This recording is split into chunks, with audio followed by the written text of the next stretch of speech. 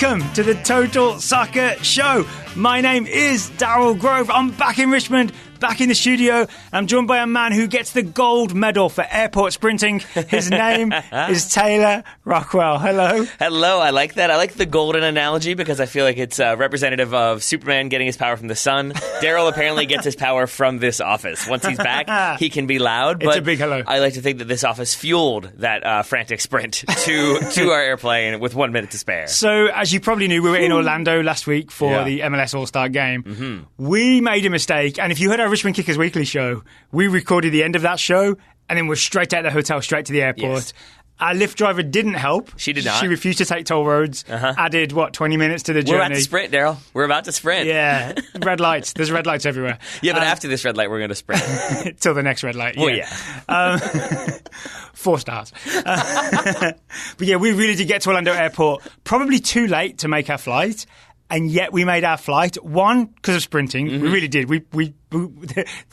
The attendant said we ran track to get to the plane.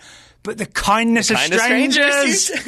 We did not coordinate So many people, when we explained the situation, let us skip ahead of them in lines for check-in, in lines for security. One person even volunteered it. He's like, hey, are you guys late? And we're like, yeah. He's like, oh, you can go in front of me. It's fine. I have never felt so much goodwill in an airport. Yes. Maybe Disneyland and Universal Studios really do put people in a better mood. Maybe that's what it is. Maybe like arriving and existing in Orlando, less so. But when you're leaving Orlando, then you're in a good mood. So we made it. Yes. We're here. We're in the office. Oh, boy. And we're going to do some listener questions today. Before we do, I want to let people know about Soccer 101. Do we have another show? There's no new episodes, but I mean, I've been told by our friend and listener, Patrick, that people might not be aware that we did it what he called Netflix style. Which is we drop them all at once. Oh, right, because they show up in like the order of recency, right? So I didn't realize this. I don't listen to my podcast this way, but some people just have like this podcast they subscribe to, and then they have a feed of recently published episodes. Yeah, that's how I do it. That's how you do it? Yep. So for you, all of Soccer 101 would have shown up in one day. Yep. And then never would have shown up again. Which is what happened, yes. I went back and scrolled, and there it was. Okay, so maybe we made a mistake. we might maybe eke out the next season, like maybe a day at a time. But right now, there are 10 episodes of Soccer 101. But you actually have to go to Soccer 101 and click available episodes or whatever it is that you use. And then the entire list is there. And we've numbered them at listeners' requests as well. So please go and give Soccer 101 a listen. Do it. 101 a listen. I promise it's good because we worked really hard on it. I agree with everything you said. Did you find maybe this is a bit of a humble brag, I don't mean for it to be, but it's a genuine question for you. Did you find that like the compliments we got on Soccer 101 in Orlando were like, it's such an obvious idea, you guys did it well. Like I feel like it was obviously do this podcast, it makes sense. Oh, and then you guys are fine. Like it was a weird compliment born of I took it as a compliment that it's so obvious yet no one else has thought of it. There it is. You know what I mean? That's a better way to put it. I mean, I'm very good at making sure things feel like compliments to me, no matter what. Are we all like, do you have Kenneth Parcell vision where we're all just Muppets, like happily popping around? All right, cool. Kind of. Good. I'm glad to know that. That makes me feel good. All right, and coming up later this week, Premier League previews, so get ready for those. Not from me. Not from Taylor. Fleeing the state. Taylor's on a well-earned vacation, right? Because Margaret finished the bar, finally. Yeah. So you guys are going to go and relax. We are. Go put your feet up. It is genuinely our first vacation in 6 years. I think the last vacation we took was maybe 5 years. I think the last one we took was with you and your wife after the 2014 World Cup. That is the last time we went on vacation. No way. And you went to the exact same place as well. We are. Yeah. So the secret to the Total Soccer Show is we never take a vacation. Never. And we don't sleep. We wait. We just drink coffee all night. But there will be Premier League previews next week. It'll be me interviewing various experts about all the big teams. Can't promise all 20 teams, but we'll go as low as, say, 7th in the table last year. Will there be at least some British accents on there aside from your own? Oh, yes. Thankfully. Okay, that's the other secret to podcasting. You can get double British at least a couple of times. That's lovely. Yeah. Does that make you less British if someone else is more British on there? Probably, because I'll be saying words like soccer. Oh, boy. Do you feel a dilemma there, or will you call it soccer? It depends who I'm talking You're to. Gonna call we'll it football. see. I might do some code switching. You're going to call it football. Maybe I am. You can't stop me. You're going to say shin pads and you'll be on vacation. And about. Or like you don't say about. No. What's the one that you say? Just about. Just about. You are just about correct. There we are. All right. So, should we get to today's listener questions? I see what you did there. Yeah, I know. Yes, let's do it. Let's see if you keep your rosy disposition with the first question. Dylan Tilbury asks, do you think that the U.S. national team general manager idea might be a mistake? So this is Ernie Stewart's job. He's US men's national team general manager. I will say Dylan added a lot of text. I was going to say this is very brief. After his question, Dylan thinks it's a mistake. Okay. But we don't want to... I don't like answering questions where it's like, here's my opinion, please discuss. So I've just gone with the actual question part of the question. I may which ask is the first you, line. because full disclosure, I have not read Dylan's full question, so I may ask you for why he thinks it's a bad idea later on. Okay. But right now, my answer is nope. Yeah, okay, so please explain. Do I have to? Can you expand on that? I mean, because I don't think there's a reason to say it's a mistake at all. I mean, right now, we've seen Ernie Stewart get the job. We've seen him theoretically have a good hiring process to bring in Greg Berhalter. Aside from that, I feel like people would... He certainly took his time. He did. But after that, I feel like that seems to be a lot of the basis for the criticism of Ernie Stewart. I do think Ernie Stewart is, if not actively, then intentionally limiting his media appearances. I think we don't see a lot of interviews from him. I think he doesn't want to be front and center. He doesn't like it. I've heard as well that he doesn't enjoy talking to people. I actually like this about him. He doesn't enjoy answering stupid questions about soccer. Yes. You know what I mean? I think if we could get him in a room and ask him some tactical questions, he might be into it. But he doesn't want to answer these sort of very basic questions you get in press conferences. Yeah, and I think there's also probably an awareness that a lot, like the inclination, I'm sure you've experienced this, but like there's that inclination when you have a person you've not interviewed before. If we had Ernie Stewart in this office, there is this like burning desire to be like, well, what about this? What about this? What about this? All questions from after the failure to qualify and in his hiring. And it's stuff that he's gone over 100 times already, so he probably doesn't want to talk about it, but he knows he's going to be asked about it, so he doesn't really want to participate in it. But I also think that it's because he's doing other stuff. At least, I guess maybe that's what I'm choosing to believe. But I think one thing that you and I have sort of continuously found about U.S. soccer and about Major League Soccer, I promise no one in MLS is like holding one of my relatives like hostage for me to say this. I promise this isn't just coming back from Orlando. But I do think there's Matt Doyle's holding your mother hostage. I mean, he might be. I wouldn't put it past him. He's growing the beard long and shaving the head like completely. He does have the Bond villain look to him. We did find him seated by himself in a Colombian restaurant, casually inviting us to join him in dining. So I feel like maybe he is a Bond villain. He did. He spun around and he said, "I've been expecting you." Exactly. Except that was only because we were 20 minutes late. But still. But no, I mean, I think that there is oftentimes a lot more going on than we see. And I do think sometimes to their own disservice, U.S. soccer tries to keep things quiet. Yeah. All right. So let me throw you some of Dylan's objections to the general manager. Where are you role. on this one first? I'm glad there's a general manager. Okay. Yeah. I'll get into the reasons why later if you like, but let's give Dylan his moment. Essentially, he said it's just adding an extra layer of bureaucracy. He also suggests that it's. I don't agree with this one, but it's worth tossing out there. There's money spent on the general manager role that could just be more salary to get to hire an even better coach. I'm not sure a shortage of cash is the issue, given what we paid Jurgen Klinsmann. Agreed. Right. Then the general criticism of the general manager role is that essentially it's just a buffer between the head coach job and then the sort of US soccer president and the CEO jobs, so that they have someone else they can blame if things go wrong. Yes. Yeah. But that's a way of seeing it, and I think the way it somehow has never like crystallized for me why it would be a mistake to have a head coach and then a general manager hired. And I think like only in this hiring process did it become clear that the idea is a GM hires a person that they want to hire. So it's if Daryl brings in an intern, we'll flip this around. I'll put myself in the firing line here. If I bring an intern into the office and say like, oh yeah, I've hired this intern, like they're going to be great, they're going to do this, they're going to be that, and then they don't do it, Daryl is within his rights to be like, hey, you brought this person in, you've got to kind of like answer for them. Yeah. You've got to kind of step up and help them, or you've got to say like, you're right, I made a mistake. And I think you're right, it's a buffer, but that's literally what the job is. Maybe that's not a bad thing. Yeah, it's to basically insulate Greg Berhalter. See, there's the MLS slip coming in. It's to insulate Greg Berhalter so he can do what he wants, with Ernie Stewart kind of providing him cover in case things don't go well or there's criticism. It allows Ernie Stewart to do other things and Greg Berhalter to do other things, independent of U.S. soccer constantly asking questions. And speaking of doing other things, do you remember the problem where they wanted to fire Jurgen Klinsmann after we lost the Concacaf Cup to Mexico? That sort of one-off playoff for the Confederations Cup. But Dan Flynn, the CEO, had, I think, a heart attack or heart surgery. And so they couldn't make any decisions because he was out of action, right? So, and also, obviously, as the CEO, Dan Flynn has all kinds of other responsibilities and things that he's focused on. So to have someone whose job is only to be concerned about the US men's national team, I think is important because then not distracted. I think the other thing for me is continuity. Ernie Stewart has hired someone who plays a style of soccer that Ernie Stewart likes, Yeah. right? And if you don't, you want to see the evidence for this, Ernie Stewart's Dutch, right? Yep. He loves the Dutch style of soccer, the possession style of soccer. Greg Berhalter is very Ernie much... Stewart is American. Thank you. Well, he's both, right? But he's in the Dutch culture of soccer. More on Dutch Americans later. Oh yeah, we're going to talk Sergino Dest later. Greg Berhalter, like, he played in the Netherlands. You watch his style of soccer, it's a very Dutch style, very possession heavy.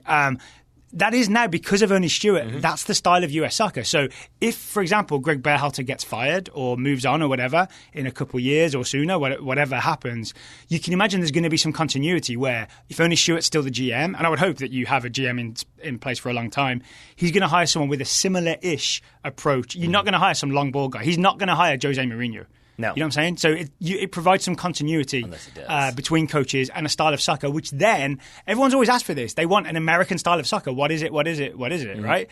It comes from Ernie Stewart now, and hopefully he's not in charge of the US youth national teams, but he's definitely involved, right? I feel like the three most important people are Ernie Stewart, GM, Tab Ramos, youth technical director, and Greg Berhalter, men's national team coach. You've got to imagine those guys sit in a room at US Soccer House semi-regularly and talk about the vision for American soccer, and that involves like how the U17s play, how the U20s play. It gives a more sort of holistic approach to all of US men's soccer. Yes. Rant over. That's fair. I think it's a fair rant. So I think it just comes back to, no, at least I don't think it's a mistake right now. Now, maybe if like Berhalter doesn't do anything and Ernie Stewart like doesn't do anything either, or the United States kind of regresses, then we reevaluate that. But it's in a reevaluation down the line when we have like more data to back it up, as opposed to it feels like things are wrong. It feels like this could be better. Maybe this could be this. When you have a lot of conditionals in your thesis, I guess you're supposed to. But when you have a lot of conditionals as your evidence, I should say, that's where it's a bit more like, I don't know when those conditionals are proven or not, then you have actual evidence. Yeah, so let's wait and see how it goes with the general manager for the US men's national team. We've tried it without and we didn't make the World Cup, so let's try it with. All right,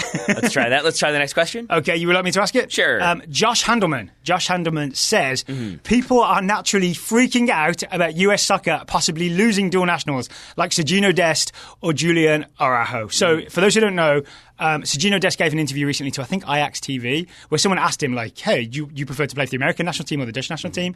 And he essentially said, I'm with the US national team right now. No one from the Dutch have ever like called me up. You know, I'm always open to this or that. And then Julian Araujo, Mexico, he's played for US under 20s. He's been with the under 23s. I think he's been with the U17s in the past. Someone from I don't know who it was, someone from the Mexican Federation apparently reached out to Araujo recently, and they are making overtures towards this young, talented Mexican-American. So, Josh's question, how much of this is about a lack of communication, the possibility of us losing them? And should we be asking why players in leadership roles aren't making calls? Like, should potential future captain Weston McKennie be texting Sergino Dest? Should Paxton Pomykal be calling Julian Araujo? Julian Araujo? Julian Araujo? Who knows these things? I have a couple of thoughts on this one. The first one is that I think it's important. You and I rarely take very, very strong stances in terms of like, we're sure this is going to be the case. It's definitely going to be like this. Yeah. Not because we're like afraid to take those stances, but because so often they can be quickly like they're right or wrong instantly, and then what's the point? Now you're just kind of arguing, and suddenly you're a talking head person. That said, I do think you and I maybe got Jonathan Gonzalez wrong. And I think that's not necessarily a thing that we've talked about very much, but I think because of the season he was having at the time when he switched from USA to Mexico. And we were watching Monterrey games. Yeah, almost every Monterrey game, getting excited about John Gonzalez. And we were seeing him be an accomplished professional running a midfield for a very good team. Yeah. Now, destroying opposition midfields. Exactly. And he may still be that player, and maybe it's just gone bad for him at Monterrey, and then he moves, and suddenly he's right back to it. But right now, that feels one of the most kind of like burned moments I've had, I think, doing this show. Because we were so sure it was going to be a huge miss. And now I'm not so sure. Oh, I'm almost. I thought you were referring to a different thing. Where I remember when he wasn't called up for a November friendly, but it was because Monterrey was sort of between games. I was definitely on the bandwagon of saying, it's okay. US Soccer are aware of him. He wants to play for the US. We just can't call him up because he's between these two really important Monterrey. I think it's like a playoff game and a Copa MX game. And I was like, it's okay. He'll be in the next one. by the time the next one rolled around, he'd already one time switched with the sort of semi-promise of maybe a World Cup opportunity, right? But I think like when you and I were on stage with Tab Ramos in Philly, like we asked questions about, like losing dual nationals and aren't you concerned? And he gave at the time an answer that I wasn't particularly satisfied with. And it was sort of like, it's up to these guys to make the decisions for themselves. That seems to be the line that U.S. soccer tends to go with. Yeah, I still don't love that. I still think... I don't either. And that's the confusing thing for me, is that like, you can say that when you have a proven track record of bringing people in. When it's kind of dicey and it's at times like German Americans, because Jurgen Klinsmann knows a bunch of German Americans, but maybe fewer Mexican Americans, it's harder for me to believe that. But I guess what I would prefer to think of now is sort of like, look at Sergino Dest and look at where he comes from, and you understand that, like, yeah, he is going to have to make a choice. And for those who don't know, born in the Netherlands, played his whole career in the Netherlands, has American heritage, and US soccer kind of found him and brought him in. It's a miracle that he's playing for the US under 20s at all, right? He really should be in the Dutch youth system. And like, and I will just like statistically, you would have guessed that's what would have happened. You would, and I think it's worth noting that, like if you grow up in the Dutch system, I mean this in the most honest way, it's like you probably aren't growing up thinking about like scoring the winning goal at the Rose Bowl for the U.S. national team. You're thinking about scoring the winning goal for the Dutch national team. The Tulip Bowl. For Ajax. Exactly. Of course, that's what it is. So like, I just think that he's a teenager who now suddenly could be playing meaningful minutes for Ajax, the biggest team in the Netherlands. Shots fired at Feyenoord and PSV. The opening game this weekend against Vitesse, first Eredivisie game, he didn't play, but he was on the bench. So he is a first-team squad player at Ajax. Right. Now. And I think if somebody asked me as a teenager, do you want to play for, like, you could play for Brazil? Like, what do you think? I'd be like, I can? Yes, please. I think you can forgive him for having those moments of like, yeah, I'm both things, but also he's playing for a Dutch team. He doesn't want to be like, nah, I never want to play in the Netherlands. That'd be terrible. Like, what? So it is hard when you're that person to navigate that question, right? Yeah. Yes. So with all of that rambling out of the way, just to say that, like, I think I have in the past been very freaked out about the prospect of losing dual nationals. But I think that is a thing where once you get into the fear of like we're losing this guy and this guy and this guy, you start to only see the people that we are maybe potentially losing. Yeah. And I think you stop focusing on the people that have stayed, or also the fact that like there isn't oftentimes a lot that you can do. And I say that to the second part of the question, like I think there is a chance that Paxton Pomykal is calling Julian Araujo. Or Weston McKennie is calling Sergino Dest. I think they talk. We don't know, right? No one's on those group texts. Josh isn't on those group texts. We're not on those group texts. We don't know who's contacting who. Exactly, and that's what I mean. Again, like going back to like US GM position, like I think a lot more happens than we realize. But yeah, of course, Weston McKennie's not going to be like, yeah, I'm out there recruiting him every day. Like that kind of blows up that spot. Like I think these players, they all communicate. They all have relationships going back 10 years for some of these dudes. So like I think they probably are communicating pretty regularly. I think it comes down to a lot of other factors. The big question a lot of people have is should US soccer be doing more though? Should Ernie Stewart be like going in and almost, how like congressmen have to dial for dollars? Should he just sit down and be like, all right, for the next 7 hours, I'm making phone calls around the world to various dual nationals? No. Okay. I think is my answer, because there's two reasons for this. One, I think with everything I've just said, I don't want to just assume he's not doing that just because... Or someone's not doing it. He may delegate that to someone else. Exactly. Right? Like, and so... Which would be smart. I think that would be the thing I'm to do. sure there are people who are frustrated by that answer because they're like, well, of course he's not doing it. We would know if he were, but we wouldn't, because they don't want everybody knowing. We don't want the Mexican FA knowing that we're going after this person or definitely trying to go for that person. I think there is a thing where Araujo had mentioned that maybe he hadn't heard from anyone in a little while for US soccer, but he just went to the U20 World Cup in May. Exactly. And so that's... So there's evidence that that US soccer values him, right? And he's been called up to a U23 squad, and he's only, 17, 18 years old, right? And so, like, it goes the other way at a certain point, that if Ernie Stewart is calling everybody every single day to make sure they're still happy, like, do you want to be around the person who's like, you still like me though, right? You still want to be with me, right? You still like me, right? Right? Please don't leave. Like, then, like, no. Like, that's not going to be a great look. I would struggle to stay friends with that person. Exactly. And then the final point of that is also that, like, if Ernie Stewart is calling...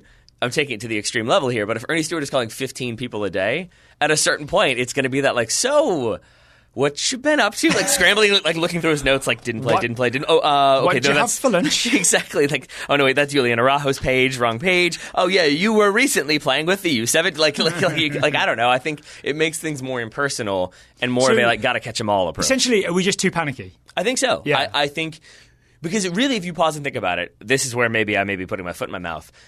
It is one of those things that, like, who have we really lost out on? Okay, so Giuseppe Rossi. But if you heard the Cooligans interview with Giuseppe Rossi, he grew up with an Italian father, watching Italian soccer, dreaming of playing for Italy. There was the US soccer never had a chance. Once he became so big, they never had a chance of him choosing the US over Italy because he was Italy through and through. And I put him in a different category because he's also one who, like, he was on the radar. People were talking to him. He made a choice. And I guess that's the other difference is, like, he is a player who it wasn't no one ever spoke to me, so I guess I'll just play for Italy. It was I am going to play for Italy unless something ridiculous happens. That was the dream. He said that was the dream. Yeah. Subotic is maybe the other one that I think people point to is, like, there was some communication issues with, I think, Thomas Rongen, I think was maybe in there. Stuff, Thomas Rongen seems to figure in a couple of these. So there's the Subotic one, then there's Jonathan Gonzalez. But for every Jonathan Gonzalez, I guess I feel like there's a Jesse Gonzalez, who I remember being like, oh no, we're going to lose another really talented player, Mexican-American goalkeeper, he's really, really good. And as soon as he committed to the U.S., when's the last time you and I talked about Jesse Gonzalez? I think we're plenty critical of the US Soccer Federation, right? But I think in this instance, the misses are what people remember, but people like take for granted when we actually pull people in. Tyler Boyd is a recent example, right? We got him to stop accepting call-ups for New Zealand and commit to the US. That's a recent success. And you have those people who make the decision. And he made a decision. He made a decision to not play for New Zealand, to play for the United States. Again, that's a choice that he made. Yes, he probably gets some level of contact from U.S. soccer, but for every one of those, there's a Timmy Chandler. And if Timmy Chandler doesn't have the few games he has with the national team and maybe never gets called up, now suddenly it's how can you not call him up? He's this incredible player in the Bundesliga. He'd do great away to Honduras. Exactly. We got to get him in there. And so I guess like once you call that person up and see what they are or aren't, then it kind of doesn't matter as much. But if you don't get them, if you're not able to call them up, then it always remains a what if, what could have been. And I'll be honest, Jonathan Gonzalez still hurts. I was just so excited about his style of play. And in hindsight, I think part of it is missing the World Cup is what made it easier for Jonathan Gonzalez to think, well, the other team's going to the World Cup. Yeah. You know what I'm saying? I know exactly what you're saying. All right, so many more questions to get to. 6 more to be precise. But first, today's Total Soccer Show is sponsored by Dollar Shave Club, purveyors of quality bathroom products. They are, and I have to say... Washroom? Bathroom? Toiletries? I think I say restroom. Restroom, yes, all right. Yes, it is the polite euphemism that I go with every time. And I would like to say that I appreciate Dollar Shave Club for a product we have not talked about, strangely enough. Okay. They're actual razors. Okay. Because going to Orlando, did not have time to shave before I left, and now packing for the beach, I have not yet had time to clean up either. Okay. But I will, because Dollar Shave Club allows you to pack. You have more volume than usual. I do. I know. I got to trim this down. But they sent us some very nice razors that basically travel easily. I tend to use the safety razor, which requires you screw on an actual razor, and it's a big hunkin' metal thing. Oh yeah. Like the brush that paints on shaving cream. Or you could just use a razor. And it does make it that much easier for travel and for ease of purpose, for ease of storage, for ease of shaving in general. You could just use, a standard razor that works a little bit easier. So you're thumbs up on the Dollar Shave Club razor? I am. All right. But it's not just about razors, right? There are also shampoo. Yep. The toothbrush, which we keep on talking about. Toothbrush, if you My wife has stolen the toothbrush. What? Yeah. Toothpaste. The prep scrub, which I'm not even going to get into because I think people are sick of hearing. Do you like that? People are sick of Do you use it as toothpaste? Talk about it. To prep your gums? No, because it's got the little bits in it. Yeah, it scrubs all of the plaque buildup off your teeth. My dentist would not be impressed if I did that. Yeah, probably not. No. He'd be like, what happened here? Did you eat sand? Have you been eating sand? You shouldn't do that. You have misused this product. And Dollar Shave Club keeps you automatically stocked up on the products you use. So when Daryl inevitably runs out of the prep scrub, I don't know what he'll do, except that he'll contact Dollar Shave Club. They will help him keep his stock high so he remains exfoliated at all times. Right now, you can put the quality of Dollar Shave Club's products to the test. How do you do that? Well, the Ultimate Starter Sets have basically everything you need for an amazing shower, a close shave, or clean teeths. The best part is you can try each one for just $5. The Ultimate Starter Sets are $5. After that, the Restock Box ships regular size products at regular prices. Get your Ultimate Starter Set for just $5 at dollarshaveclub.com/TSS. That URL, Tyler? dollarshaveclub.com/TSS. Thank you very much to Dollar Shave Club for sponsoring today's episode of the Total Soccer Show.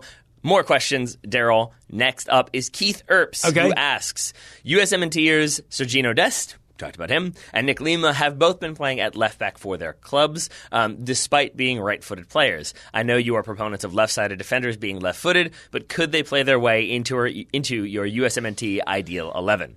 It'd be a big ask for me. I think you have to be the proper foot to play fullback, because otherwise all your passes start going in one direction. It gets kind of predictable.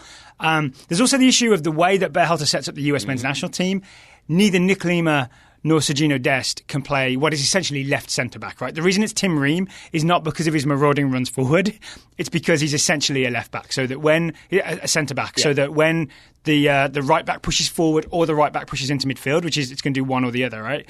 You have a back three of two centre-backs plus the left-back becomes the left centre-back. True. So Dest and Lima can't do that, so in the current system, there's no way. But we have had questions, and maybe this is what Keith is getting at, of what if you switched it around? Because we've talked about, like, what if a team identifies that, the right-sided fullback, let's say it is Dest, is getting forward every single time. That leaves space behind that we could attack. Yeah. So now if Berhalter wanted to flip it and have the right back become that like right center back and the left back became the marauding back, could one of these people do that role on the left side? So you would need either both fullbacks are capable of both getting forward, playing midfield, and being a centre-back, and we just don't have that level of versatility in any of our fullbacks to switch back and forth. The other thing we did see, do you remember at one point, I think it was Will Trapp, dropped in to the back three? So the other complete tactical shift would be if Berhalter decided we're going to let the fullbacks just get forward when they need to, and the third centre-back will actually be one of our midfielders stepping back. So that's the solution, right, if you want to get to this level.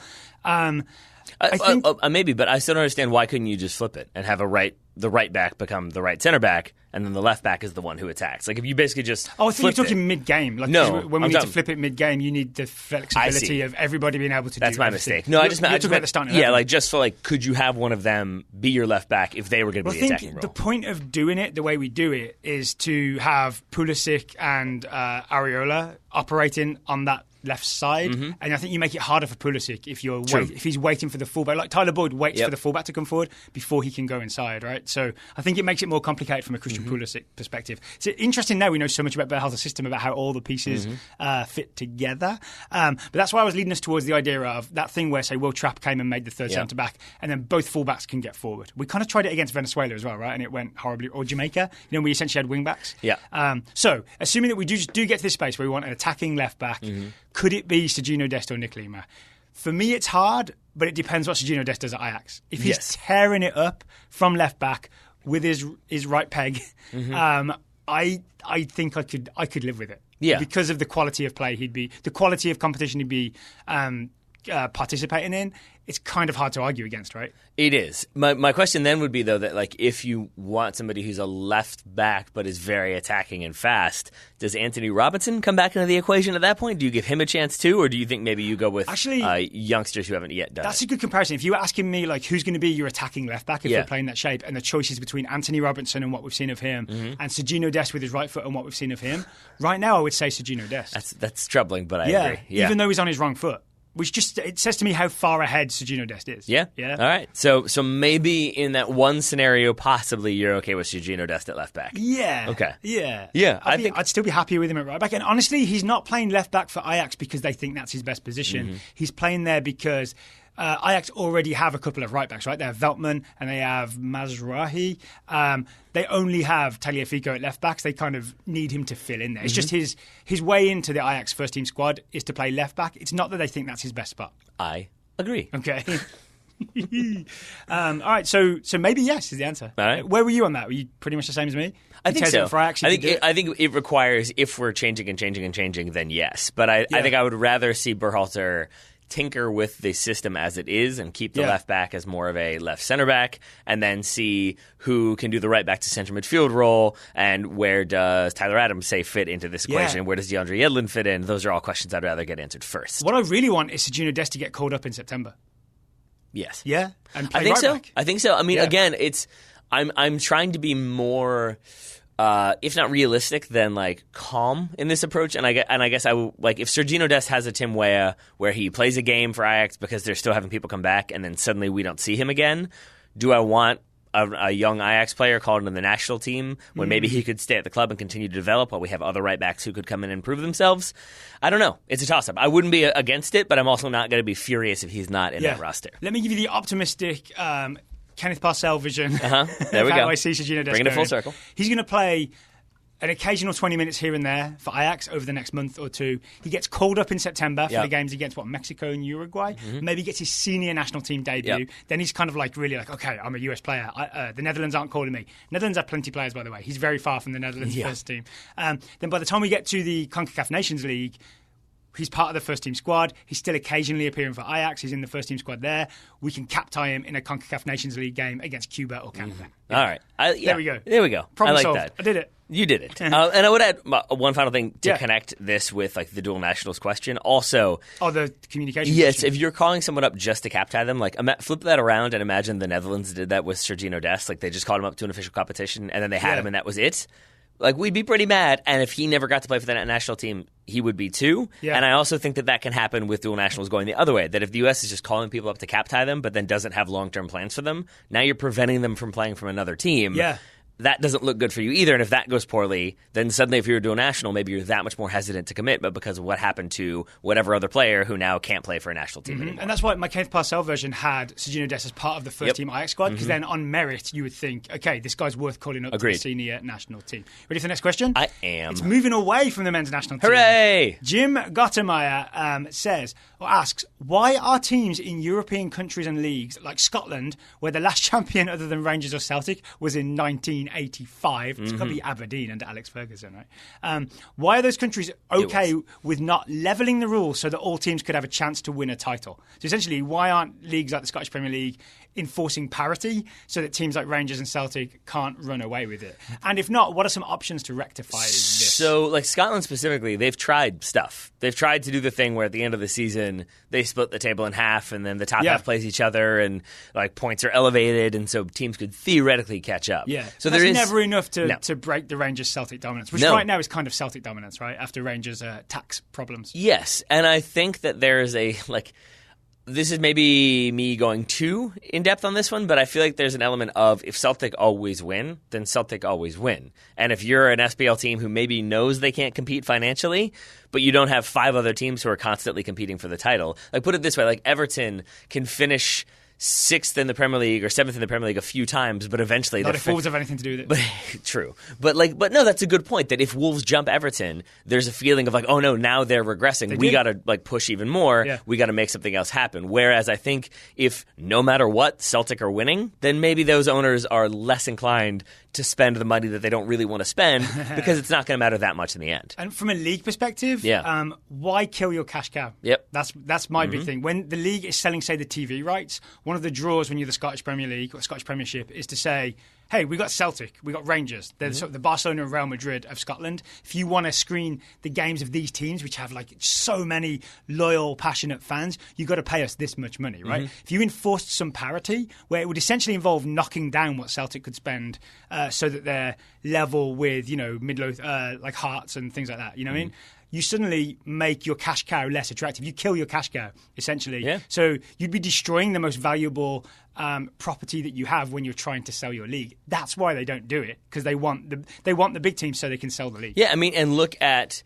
not quite on the same level, but look at what the Eredivisie did for Ajax last season, where they moved a whole match so that they could rest more for their Champions League, because Champions League is a big part. That is where you get the most eyes on you when it comes to club soccer. Are there that many people watching Celtic in the SPL? No, or certainly not as many as are watching them if they're playing a Champions League group stage game. If you're weakening them or undermining them or making it harder for them to be what they are, you're making it harder for them to then compete in Europe. Then they can't compete. Yeah, exactly. So I think all of that factors into it. But then I also think it's kind of the unintended consequence of the way soccer has gone, that you've geared it more towards European super clubs and the enthusiasm of competing in the Champions League, and players will only play for Champions League teams. And so if you're Celtic, who can pretty much guarantee at least a shot at playing in the Champions League, usually via playoff, players might be more willing to sign for you than another SPL team that's offering more money because it's Celtic, and now you might get to play in the Champions League. I think that factors into it as well. So in terms of options to rectify this, I think if we put aside any sort of league meddling to enforce parity, because we assume they won't do it, I would argue the only option is a Man City-style option, where some wealthy person needs to take over Aberdeen and spend loads and loads of money and make them as big as Celtic. That's the only way this could happen, right? I mean, in Scotland specifically? Yeah, or anywhere else. So if you wanted a team to compete with the big teams in Portugal, you would need to take over like a mid-table Portuguese team and just pour money into it. Then you could compete with Porto. Yeah, I mean, exactly, because we all like point to Leicester as the outlier, the 5,000 to 1 shot. Yeah. But again, they were a 5,000 to 1 shot. And it only happened once, and then they sort of reverted to the norm. Reverted to the mean. Exactly. The next season. Yeah, and so like, yes. Fired Ranieri. I think so. And I say that exactly. I say that in the Premier League again? Fired. Later. But like I say that to say that we tend to focus on like the rags to riches stories of like, oh, Leicester came up and they won the Premier League. See, you can do it that way. But then they don't hold on. The teams that stay in contention are those teams that have the significant financial backing behind them or the historical reputation. If Celtic have both, then that's where they are. It's a slightly depressing answer though, right? It's that you need some sort of oil baron to come and take over your team. Yeah. Again, it's we've done it to ourselves. Modern soccer. Yeah. Yes. Okay. Today's show... Speaking of things that you've hopefully done to yourself. Today's show is sponsored by Manscaped, the #1 men's below-the-belt grooming company. Manscaped offers precision-engineered tools for your family jewels. I don't know what they could be referring to. I don't know either. On the last one of these, did we discuss that Alexis was going to be shaving people? Because that's a tweet that we got that I forgot about. You suggested that for our next demonstration, you would have Alexis use the Manscaped Lawnmower 2.0 on your co-host. Yeah. On you? Yeah. Oh, that wasn't nice of me. I didn't say no. See what Orlando did to me? I wasn't against it. He did. In a tweet exchange, Alexis claimed he had a steady hand. Okay. See, there you go. There you go, my friend. But if he didn't, you're kind of covered here because with the Lawnmower 2.0, it has proprietary skin-safe technology, so there won't be any nicks or snags. So even if Alexis is a little bit shaky, maybe he hasn't had his morning coffee, or maybe he's had too much morning coffee and is a little bit jittery, either way, you're safe, Daryl. Don't worry. Cuban coffee. He does, yeah. Ooh, yeah. So which he's tried to explain to me 1,000 times, and every time he gets so lost in the details that I'm like, I can't follow this anymore. Espresso with sugar in it. Yeah, exactly. That's yes. It. It's not as fancy as he makes it sound. I love espresso with sugar. I love the moments of the Christian translator. You make a paste and all that business. When Christian like abbreviates what Alexis says in a 5-minute thing into like just put sugar in coffee. It's like, thanks, Christian. And thanks, Alexis, for keeping my co-host groomed, because they also have the crop preserver. Say after Alexis is done taking care of Daryl, shaving those areas, the anti-chafing deodorant and moisturizer, the crop preserver. So it helps you kind of like stay fresh down there, even in the 90-degree Orlando humidity. Yeah, so think of what you do to your armpits. Yes. You just do that to what I'm going to call your leg pits. Good job, Daryl. And right now, our listeners can get 20% off and free shipping with the code TSS at manscaped.com. Always use the right tools for the job. Your body parts will thank you. And as Taylor said, 20% off and free shipping when you use the code TSS at manscaped.com. Link will be in the show notes, as will the code. Can you guess what I was going to say? No, we're going to say manscaped.com TSS again? Thank you to Manscaped for sponsoring today's episode. All right, Daryl, I've got a question for you that comes from John Adams. This one I've done. Former president? Yes, exactly. He emerged from his grave to ask a litigious and annoyed question. No, this one was very polite because it's the other John Adams. I've done some research on this one. Ooh, I've done some brief research. I feel like you might have done more. Why are the South American mainland countries of Guyana, Suriname, and French Guyana part of Concacaf instead of Conmebol? Which has all the other mainland countries from South America. Didn't we also get this question about Curaçao during the Gold Cup? Okay, my answer is that it's mostly cultural. Okay. Which is that if you think of the rest of the South American countries in Conmebol, they're Spanish-speaking or Portuguese-speaking in Brazil's case, right? But they're Latin countries, essentially. Guyana, Suriname, French Guyana, they are either former or current French or Dutch colonies. Guyana was British Guyana, Suriname was Dutch Guyana, French Guyana was French Guyana. Perfect. So British, Dutch, French. Yep. Think of where those colonies are. They're mostly the Caribbean or the Caribbean. I can't remember which way we say it. Either one's fine. Depends which side of the Atlantic you're on. So just culturally, these countries are much more similar to Jamaica or all those other Caribbean islands. So why not join Concacaf? So you that is correct, but there's another element of that. They're also geographically oriented towards the Caribbean because basically, from what I understand, I have never been to Guyana, but it's called like the Guyana Highlands are almost impassable, basically. Even by like air travel in the 1950s, it was still very, very risky to get from one to the other, whereas much easier to take a boat to Trinidad, to take a boat to Jamaica. Oh, so the Guyana Highlands are what you would take to go inland into the rest of South America? Exactly. You don't have many passes for that, basically. So there's a natural barrier. Exactly. So there's not a lot of movement back and forth. So to your point, yes, it doesn't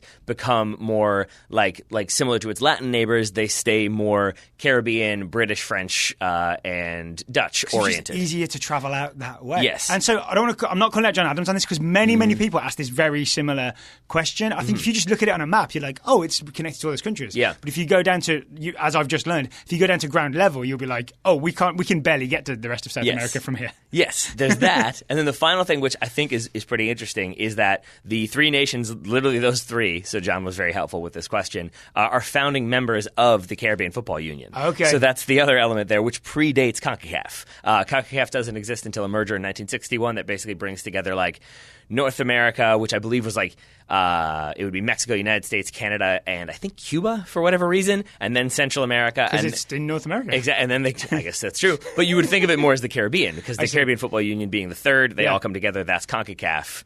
But even like before CONCACAF existed, these countries, these federations, even before some of them got independence, were already focused on the Caribbean. That means these countries are founding members of CONCACAF as well, right? Exactly. I do know Suriname is, for example, because that's the one I researched. There you go. And then the other thing is, honestly, if Guyana, Suriname, and French Guyana started to compete in Conmebol, they would get destroyed every week. Yes. Right? So it makes much more sense to play your games and compete with like St. Kitts and Nevis and so on, right? It's just more your similar standard. You've got more chance of having a competitive game than playing Brazil. Yep. And when you say competitive game, that's also a key phrasing there as well, because as an example, French Guyana, not a FIFA nation. They're a member of because they're part of France. They're a full member of CONCACAF, not a FIFA nation. This is why Florent Malouda could play for both, right? Exactly. Yeah. So I mean, I think so, except maybe also not, because I think didn't they end up having to forfeit that game even though he played anyway? Well, okay, not that he can, but he did. But I guess it's worth I admire noting his can-do spirit. Exactly. But it's worth noting that like they're so European oriented. Yeah. Because as an example, French Guyana is still technically a part of France. Like that's why. There we go. So I think we've answered that question very successfully. I hope so. Yeah. Thank you for doing that research. The mountain, the Guyanese Highlands? Yes, Guyana I think that's what it was. I did not know about that, but that seems key to everything. Yeah. I think, basically not being able to go one direction so you can only go the other explains why you would naturally go the other direction. There we go. Ready for the next question? If you're an independent thinker who likes mountain climbing. Are you ready and for the next question? Yes. Okay. But if you do like mountain climbing and jungles, you take the crop preserver with you, you stay fresh the whole time, you don't chafe. That way maybe you don't slip up on the mountain because you're fresh as a daisy. And then you could have joined Conmebol. Perfect. Shreyas Romani says, with the injuries to players like Ruben Loftus-Cheek, Marco Asensio and Nathaniel Klein this summer, do you think we're seeing the end of the era of big European clubs doing summer tours of the US? Shreyas says the risk of playing on all these subpar playing surfaces just doesn't seem worth it anymore unless owners were willing to pivot to playing in smaller soccer-specific stadiums. The short answer is no.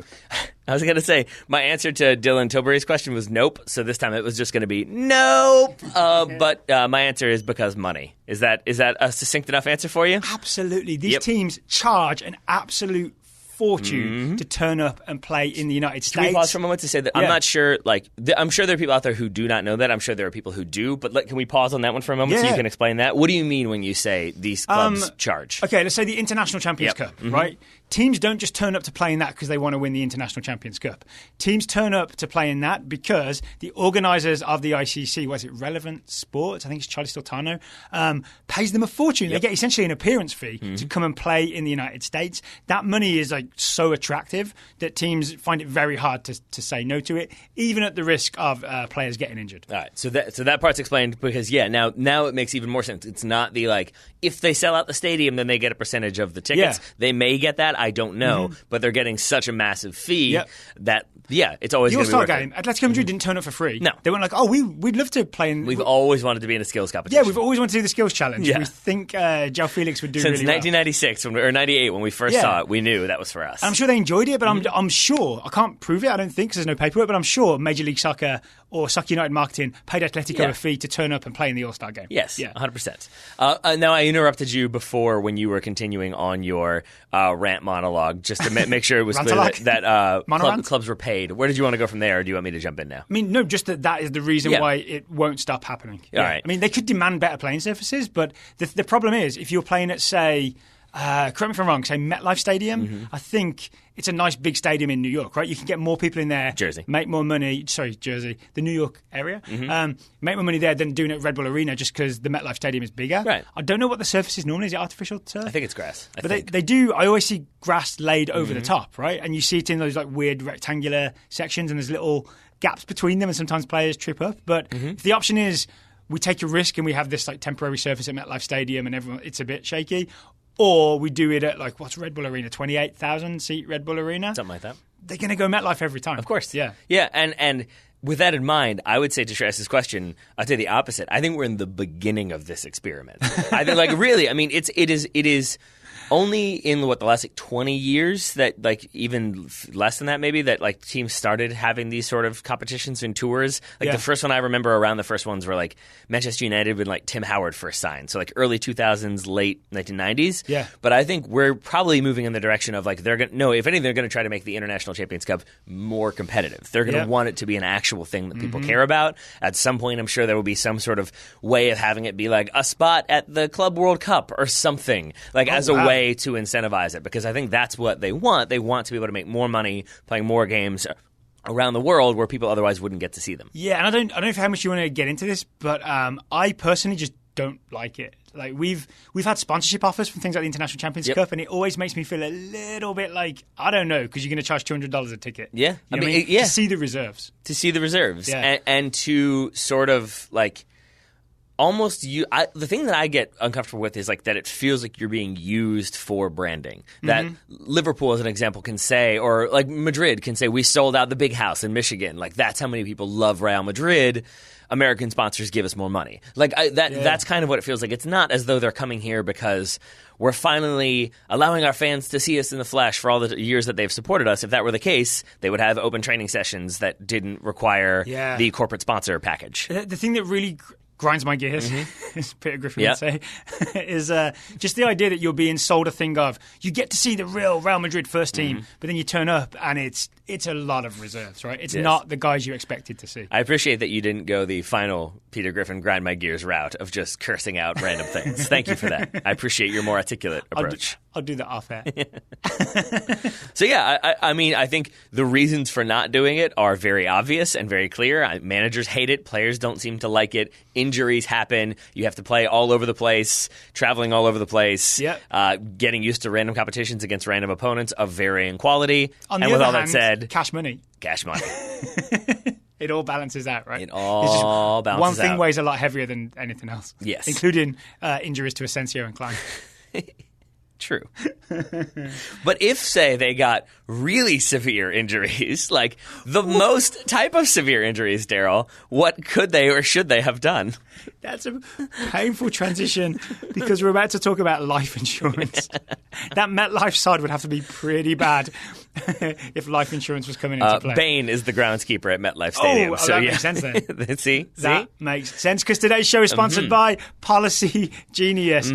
These days, lots of workplaces offer transition. some pretty nice perks. So we're going the other direction here. Bain is not running this. A snack station, 15 flavours of soda water, even insurance. The sleeping pods that teams now have where players can go in and they wear the glasses that remove like blue light or whatever, and then they sleep in pods and they get like maximum refresh, and then they can go right back out to training. They should have those at airports. I love a nap at an airport sometimes. Except then it's like a shared sleeping space, and that's always weird to me. But anyway, back to Policy Genius. Yes, so they offer all these perks, but while it's nice to have a handful of trail mix and some water and a sleeping pod. That's not enough to subsist on, and neither is your workplace life insurance. This is where Policy Genius comes in. Policy Genius makes it easy to shop online for life insurance in minutes or seconds if you're really fast with your fingers. You can compare quotes from top insurers, find the right amount of coverage at the best possible price. The Policy Genius team can look at your workplace life insurance policy and help you decide what else you might need and what you don't. For example, if you are a person who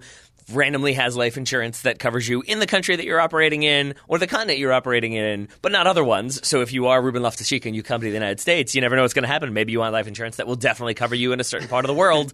That's where Policy Genius comes in. Remember, workplace life insurance policies are like workplace snacks. Better than nothing, but not quite enough. But head to policygenius.com today and find out how to supplement your workplace life insurance and better protect your family. Policy Genius, it's like a buffet made of life insurance. What could be more delicious than that? I want to say this for Policy Genius. We get a lot of copy to read We do. from various advertisers.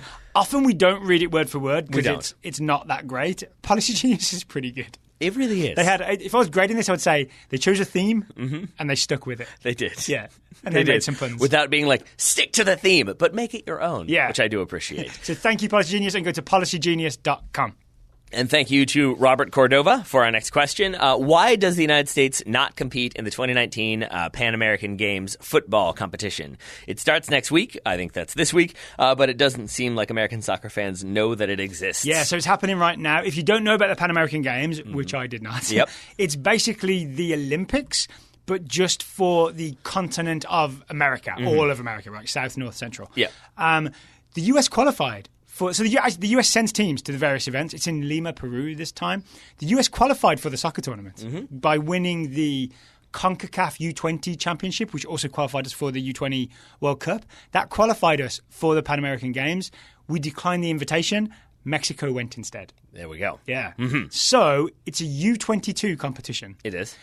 With 3 overage players, I think I read in there. I think with 3 overage players, but teams are not releasing players for this tournament. So if you look at the Mexico team, the under-22 Mexico team that is competing there right now, I don't think you'd recognise many players at all. So I don't have like a firm answer on why US Soccer declined the invitation, but my guess would be that we don't have the depth to be able to send a team.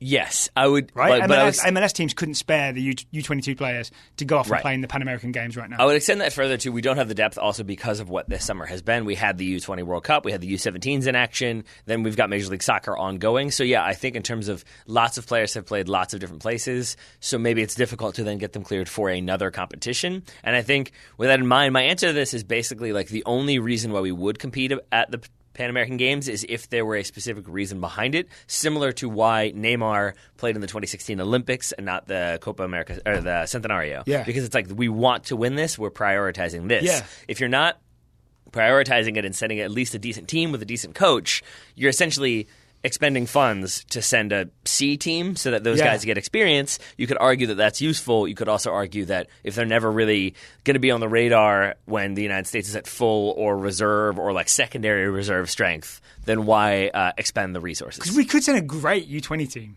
and probably win this tournament. Right? We could send Christian Pulisic and Weston McKennie and all those guys, but then they'd be missing the start of the season with their clubs, and their clubs would not thank them for it and wouldn't let them go in the first place. Is it an official competition? Forgive me if you've already said that. I don't think it's an official FIFA competition. Yeah, exactly. So then, similar to the Olympics, where you're not sort of obligated to release players. So then the question I've seen was why not send like a college all-star team as a way to like incentivize playing college soccer? Wait, so when does college soccer start? The preseason starts in the summer, basically. Like I bet most teams are probably a couple weeks away, I think, from sending people. Maybe a week away. You'd still be interrupting the start. Like, if you're the Stanford coach, you wouldn't be keen to let your best couple players go because it ruins your preparation for the season. Exactly. So maybe that's the reason we don't send a college team. That makes sense. Injuries and money are usually the answer. Injuries and money. I would love the official answer on this. Maybe we could just contact US Soccer and just ask for, like, we're not looking to bash why you don't send a team. We're just genuinely interested in why you don't want to send a team to the Pan American Games. And for example, Mexico do. I'm sure there's a quite reasoned explanation for it. That's probably one of the things we just mentioned. We just don't know which one. Correct. So I'm going to say mostly answered, but maybe we'll reach out to US Soccer and I've got one question for you. Would you like to see us send a team? No. No? Okay. Because it's just too low down the totem pole. No, it's just another thing for us to have to cover. Okay. I'm already not going to be here to preview the Premier League. I don't need to be missing another competition on top. Okay, if you weren't putting out all the podcast content. Yes, I want the team to go. You would? What, for like those players to get a tournament experience type thing? I am still one of those people who wants to see the US playing in a competition. So no matter what? Yeah, kind of, yeah. So put them in the International Champions Cup. And there's always going to be that, like, similar to what, like, Julian Gressel has become, of like, see, it's why the draft still matters. Yeah. You know there'd be one player who suddenly made a reserve roster somewhere, and it would be like, see, Pan American Games, you never know what you're going to find there. We could unearth some hidden gems, right? See? Yeah. Ooh. Yeah. Maybe we call in some dual nationals and then we trick them and tell them it's an official competition and now they're cap-tied, done and dusted. So when the other federation calls, they'll be like, oh, sorry, I'm cap-tied. Yes. And even though they're not. Exactly. It's a genius plan. Problem solved. Genius plan, yeah. We should trick all our players. That's how you keep them. All right, next question comes from Kai Weitinger. Kai asks, when our current US men's national team youngsters become old veterans, who will be treated like Michael Bradley, i.e. upsetting everyone that he is still playing? Not everyone, just some people on Twitter. And who will be welcomed to the roster with open arms regardless of age, like Deuce, Tim Howard, Landon Donovan, etc.? It's a tricky time to answer this question because I think settling on a, like, who is our definitive best 11, like who is our guaranteed starters if we're playing in a competition, you could do it, but you'd still have those gaps of like, yeah, but that's definitely a placeholder until 2 years from now when 3 more players can challenge for that spot. So I say that just to say that there's no like, okay, well, we've definitely got this striker who's going to be like, I could say Jesse Zardes, but Jesse Zardes annoys people now. Right, but there are young stars like right now, like Christian Pulisic, Weston McKennie, Tyler Adams, who we assume will be playing for the national team for the next 10 years plus, right? So, like, take those 3 guys, and when they hit 32, who will be like, oh, we still got this guy? Like, we'll be like, oh, Pulisic doesn't have the pace anymore. He's not going past anyone. Maybe we don't need him so much anymore. I could see that scenario. I could see that a lot of Pulisic's game is based on his pace to go past people. And if he loses that and his game hasn't changed in the intervening decade, which it might,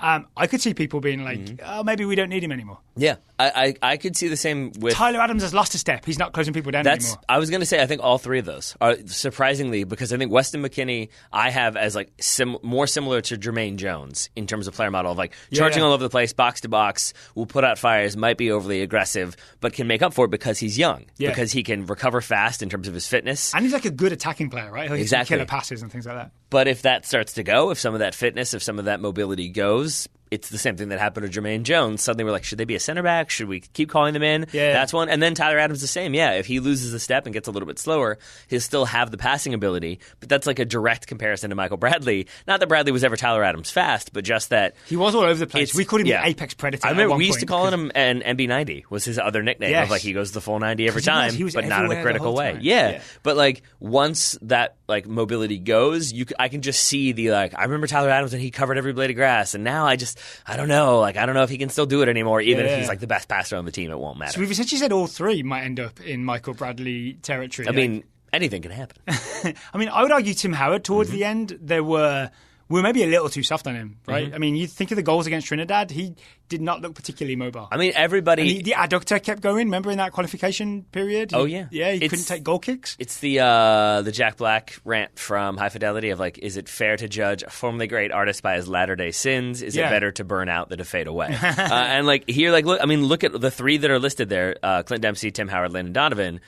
Donovan, maybe just because of the 2014 World Cup, it feels like... we still wanted to see him, we weren't allowed to. Exactly. It's the opposite situation. But like, Tim Howard, you're absolutely right that we were both like, still Tim Howard? That's the best we're doing. And then even Clint Dempsey. We weren't really vocal about it, and a lot of fans weren't against him. And I think a lot of that goes to his performance at the 2014 World Cup. Engendered so much goodwill. That was like his great album. I agree. That you're just pleased to see him anyway. Whereas, we were worried about that distribution, though. I remember the distribution, and I remember some of the like, ooh, that's a little bit slower than we've seen Tim Howard be. But we were never like, maybe we should drop him.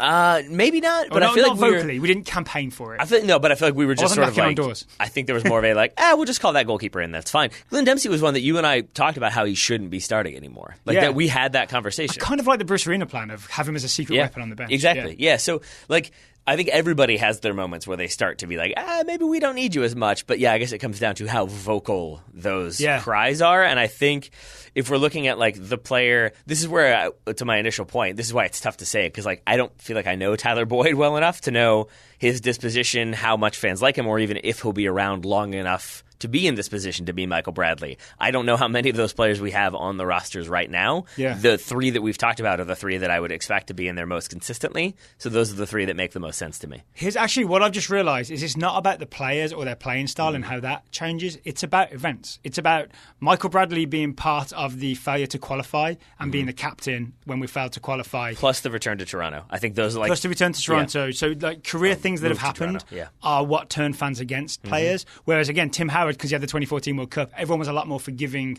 of when he wasn't looking good in 2017. So I think it's impossible to project because we don't know what happens between now and then. Agreed. Right? Yeah. Okay. So we'll wait and see. Sort of answered that. It's a tough question, Kai. It is. I mean, but I think there's other ones. Like if John Brooks keeps having injury issues, there's going to be that sort of like, why do we keep calling this guy in? He's always injured. He's never consistent. Yeah. Like that's one. If Matt Miazga, maybe if he stays at Reading for like his whole career and doesn't move to that next level, then it's like this championship guy we keep calling in. There's always reasons why it might not work out. Yeah. With all that said, the other one that we have not mentioned that I think is on the edge of it is maybe DeAndre Yedlin right now. Ooh. That like he's a guy who will probably keep getting called in, but we've already talked about Dest. We've already talked about Nick Lima, who've had strong showings at right back. Reginald Cannon. We got Reggie Cannon in there. Then we could have Tyler Adams in there.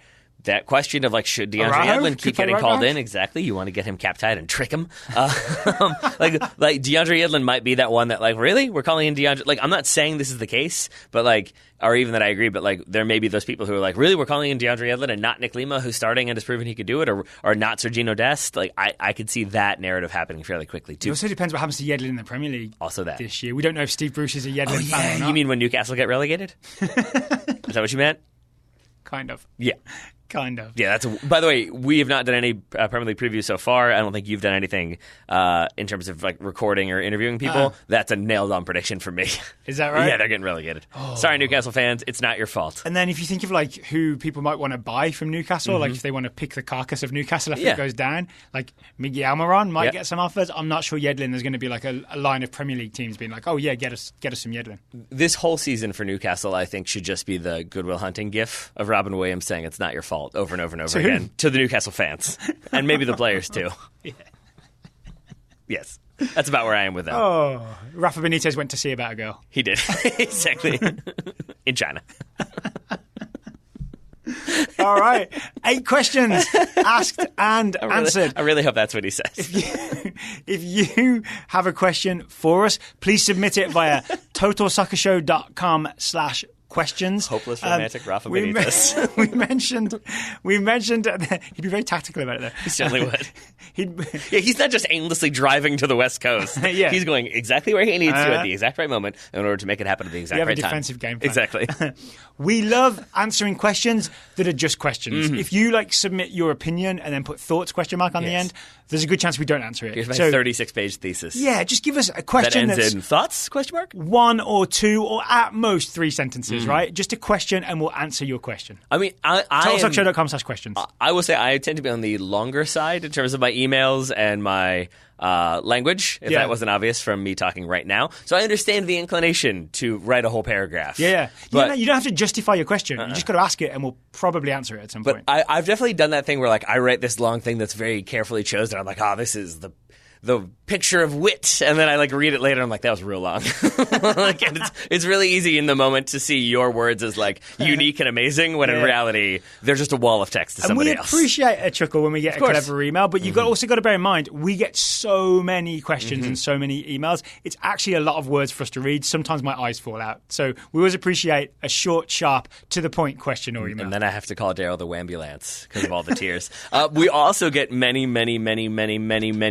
scouting reports. Yeah, we've done a bad job of reading scouting reports. We have done a bad job of scouting reports. We are going to try to get caught up. Yeah. We can't use the Women's World Cup as an excuse anymore. We can't. It's been done and we were away, and then Women's World Cup and things and such. Yeah. But yes, we're going to try to get caught up. But there are some that are like very old, so maybe we'll combine those as more come in. But yes, Here's our attempt to get caught up with the Scouting Network. But before we do that, Daryl, should we talk about what the Scouting Network is? Yes, it is one of the ways we support the Total Soccer Show, one of the ways you can support the Total Soccer Show. You sign up, it's $5 a month or more. There are 5, 10, 15, 20, 25 options. If you go for $10, we guarantee to answer a listener question per month as well at totalsoccershow.com/join. Totalsoccershow.com/join.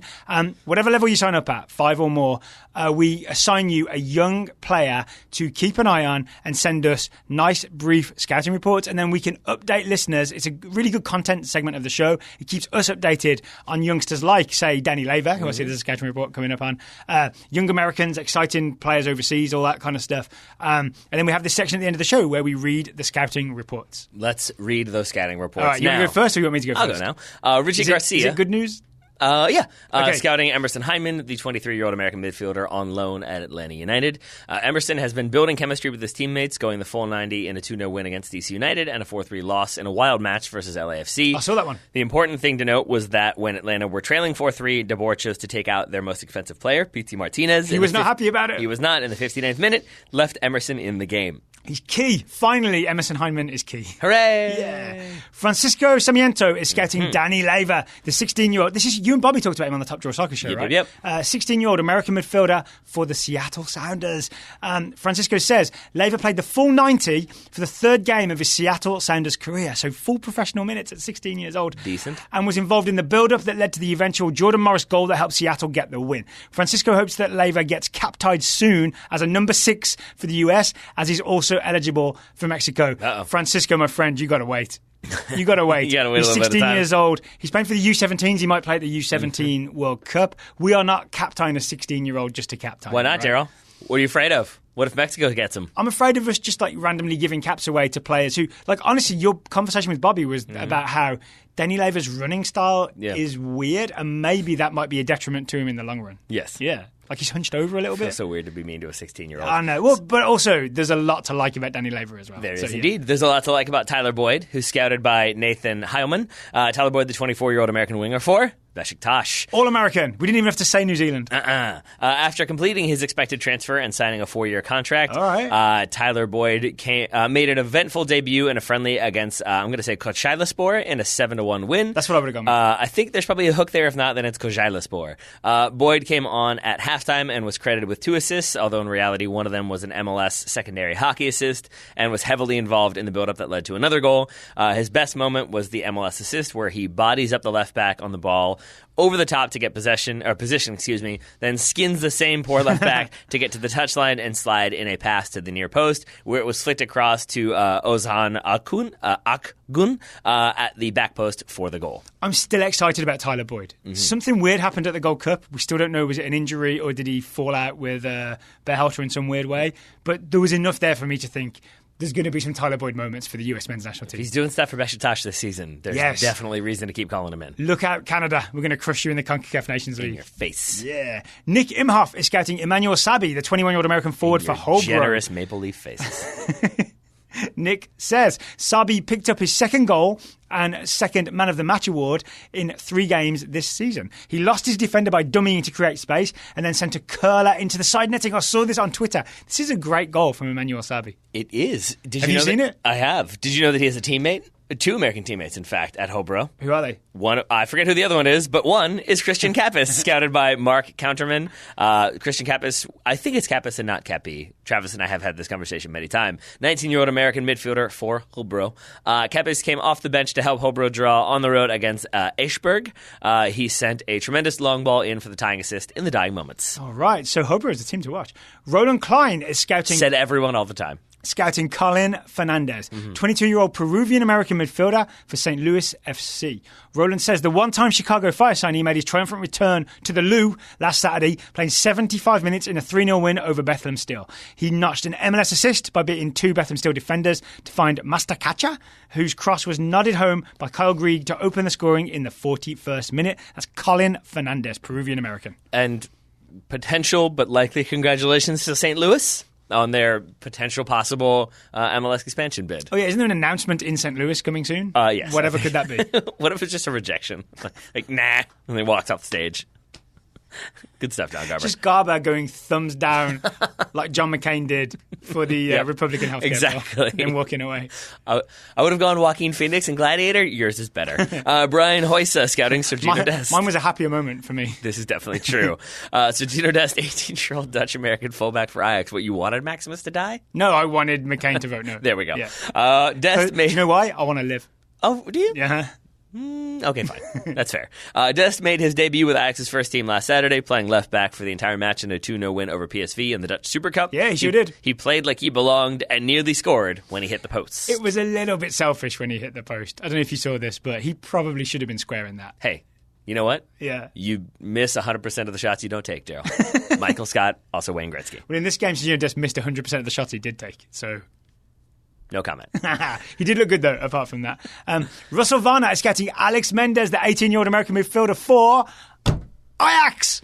Brilliant. Russell Varner says, in a Professor Hubert Farnsworth voice... Good news, everyone. Thank you. I couldn't do it. Thank you very much. Nor could I, but there you go. You really could. About a year and a half after leaving the US for SC Freiburg, Mendez has agreed to a move to Ajax, where he will join Sergino Dest in their attempt to overtake Borussia Dortmund as the new European power with the most young American players. The deal is reportedly through June 2022, and per a poorly worded Google translation of an article, he's expected to join, quote, the selection of young Ajax ASAP. That means he'll play for young Ajax in the second tier.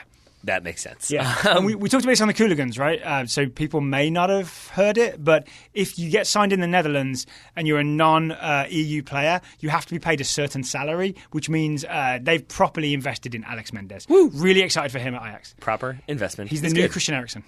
That's what I've heard. Jonathan Failer scouting Moses Nijman. Is he really the new Christian Eriksen? Eriksen was at Ajax and an attacking midfielder and has great passing. This is exciting. That's what I'm saying. So a future player who won't leave Tottenham. Moses Nijman, 15-year-old American midfielder for Loudoun United. Moses came on in the 64th minute with Loudoun leading Louisville City 1-0 and had a weekend to remember. He got an uncredited assist when he beat a defender and then had his 1v1 attempt saved by the goalkeeper. His teammate then put home the rebound. I saw this. This was all over Twitter, right? It was. Yeah. 3 minutes later, also on Twitter, he got his first pro goal after making a smart run and then calmly finishing from close range. He looks poised on the ball, but struggles with defending due to his small size. That's because he's only 15. Yes, exactly. And he is very small. We've talked about him on Top Drawer several times. He is very good. I'm really excited to see him. We say American midfielder. I'm not sure he has his US citizenship yet. I don't think he does. I know it's in the works, and then we can get really excited. Exactly. Oh. Willie Reed is scouting Jesus Vallejo, the 22-year-old Spanish centre-back on loan at Wolverhampton Wanderers Football Club from Real Madrid. Willie says, in news that should excite Daryl, it does, Madrid sent Vallejo to Wolves on a season-long loan in hopes that he will, 1, stay fit, and 2, get regular minutes. I think one is dependent on the other, right? He had a muscle injury and 2 separate hamstring injuries last season alone. Willie is curious where Daryl sees Vallejo in the Wolves depth chart. Mm-hmm. So, Wolves play back 3, Bennett, Cody and Bowley. My guess is that he could supplant Ryan Bennett as part of that back 3 if he stays fit. Oh, yeah, because I forget what the move was, but there was a move recently that meant that they had more Portuguese players than English players. They signed 2 18, 19-year-old Portuguese up-and-comers. It's good of you all to make Portugal the best country in the world. Well, this Vallejo's not contributing to that as a Spaniard, right? That's good. Less good, the news... Many Iberian players. Yes. Less good is the news coming from Lewis Tidrick, scouting Shaft Brewer Jr., the 19-year-old American winger for Unattached FC. Ooh, I've heard they're good. After several months of not playing and seemingly not being a part of the team anymore, Shaft and LAFC mutually agreed to part ways this week. He only made 4 appearances this season. Ooh, what next for Shaft Brewer? Because he was at Leipzig, right? So things were... You never know how things go. Taylor's doing a downward motion. Yes. Yeah. Oscar Leung is scouting... Was that supposed to be off-air and no one knows about it? What? No, Sorry. that's fine. Oscar Leung is scouting Michael Obafemi, the 19-year-old Irish forward for Southampton. Obafemi seems to have recovered from the hamstring injury that has kept him out since February. He came on at the half in the Saints' 3-1 friendly win over Feyenoord. He won 2 free kicks and looked lively. Go on, Michael Obafemi. Go on, Michael Obafemi. Go on, Mason Holgate, scouted by Ben Tondera. Mason Holgate, the 22-year-old English defender for Everton. Everton's move for Kurt Zuma has not materialized yet, meaning Holgate has been filling in as Everton's 3rd centre-back in preseason. He started in their friendly against Sevilla last week. Everton preview booked and coming next week. John Adams, not that one. It's him again, scouting Cheyenne Harrison, the 22-year-old English striker for Almere City. Harrison turned down a one-year contract from Tottenham that would have kept him among their youth ranks. Instead, John says, Cheyenne Harrison opted to leave on a free in search of more regular first-team minutes, which is banking he will get at Almere City, who finished 7th in the Dutch second division last season. Mm-hmm. He's had an interesting career so far. He sure has. We'll see where he ends up. I hope Almere City also have a good nickname like the Shrimpers or the Glovers. I think 2 places that Cheyenne has played. John Roeder scouting Jakob Brun-Larsen, the 20-year-old Danish attacker for Borussia Dortmund. John was able to see JBL, I think also a wrestler, but in this case, Jakob Brun-Larsen, in person in South Bend, Indiana, where Dortmund stomped on Liverpool and Brun-Larsen scored. JBL has played mostly as a winger in the past, but late last season and all of this preseason, he's looked to be the third-choice striker when Paco Alcácer or Mario Götze need a break, or when Götze is playing in midfield. I just assumed Dortmund would sign a striker at some point. I guess not. It would make sense. Jeff Markman is scouting Reece Nelson. They're just waiting for, as has been tradition, they're waiting for Robert Lewandowski to get a little bit past it, and then they'll just sign him again. That seems to be what they're doing. They beat Bayern in the German Super Cup the other day. Jadon Sancho scored. There we go. See? Maybe Lewandowski comes back. But you know what I mean? They did it with Götze, and now they've done it with Mats Hummels. So I think Lewandowski's next. Jeff Markman is scouting Reece Nelson, 19-year-old English forward for Arsenal. Jeff says Reece Nelson's performances have grown as the pre-season has progressed, and he was rewarded with a goal for Arsenal in the centenary friendly at Angers. That was his reward. In the right place at the right time, Nelson pounced on a rebounded shot to bring the Gunners level early in the second half. His aggressive dribbling forays and quick feet appear to intimidate defenders in a way seen too rarely in Arsenal opponents in recent seasons. That's always positive. Final report today comes from Paul Braff, scouting Anthony Fontana, 19-year-old American midfielder for the Philadelphia Union. After playing most of the season with the Bethlehem Steel, Fontana has been regularly appearing as a substitute for the Union's last 5 games. His appearances have included an opportunistic goal against Chicago after he subbed on for Marco Fabian, and an MLS assist against Orlando City in the 90th minute to tie the game. Thank you to everybody for the many, many scouting reports that we are finally getting to read on the Total Soccer Show. Joe gets choked up about it. That's how much he cares about the Scouting Network. He's really missed it. Now it's back. He feels better. I think Christian Polanco style my voice is going. Shall I give you an emotional speech about Ali Krieger? Yeah, please. I cannot. But please go back and listen. You asked. I said yes. I would like your emotional speech now, please. Go listen to the Cooligans episode. Okay, fine. The Cooligans crossover episode a few shows ago with Christian Polanco. You can go back and find that. Yeah. Also, not included in today's scouting reports, I'm not sure if we're getting reports on him, Haji Wright is playing for VVV Venlo. We probably are, but I kind of went back as far as I could where they were still relevant and tried to catch us up from there. Okay, so hopefully you get one in the future because you played for them recently and suddenly looked good. I mean, we still have plenty of scouting reports in the scouting report document, so yes, there's a decent chance he's in there. All right. And again, if you would like to join the Scouting Network, it's totalsoccershow.com/join. Indeed. All right, anything else to add, Taylor, before we sign off here? Nope. No, not even a thing. It's vacation time, baby. You're already checked out. I'm already on the beach. Much like Newcastle won't be because they'll be relegated. Well, I will say, Taylor Rockwell, thank you. Tim Catcher's going to be mad at you. Taylor Rockwell, thank you for taking the time to talk to me today in this office. Bring it on, Tim. Right back at you, Daryl. Listeners, thank you for listening, and we will talk to you again soon.